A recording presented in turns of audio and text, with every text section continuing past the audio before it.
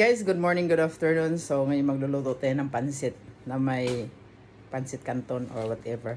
So, ito lang yung panghalo namin, guys. So, ito siya ang UFC. Ito ang the best talaga na panghalo namin ever since. At saka ito ay pinaka madaling lutuin at saka malambot siya pag matimingan mo yung ano niya kung paano iluto. So, ang pangalawa ay ito ang super talaga para saan? Super cute! Yan ang the best din. Pag samasamahin natin to siya para masarap at malinamnam. Tapos yun, ito ay para pinagluto namin yung isang kasama namin. Kasi aalis na siya sa company kasi magko-closing yung company namin.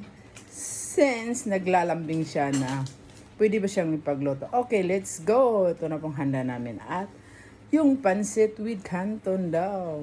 Kaya, kahit matagal sa trabaho, ayaw na niya magtrabaho. Gusto na siyang umuwi at mamasyal kasi matanda na daw siya.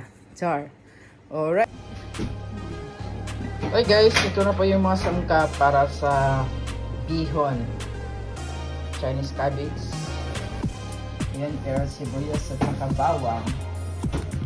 Saka ito naman ay yung bihon.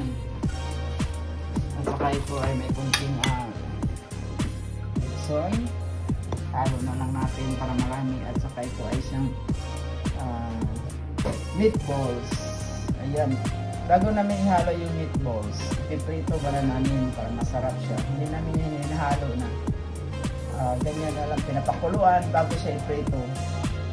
Yan. Ganyan kami magluto ng ng bihon. So ito pa guys, pinakulan yung ulo ng hipon para may lasa. Yan ang sabaw natin mamaya. Okay.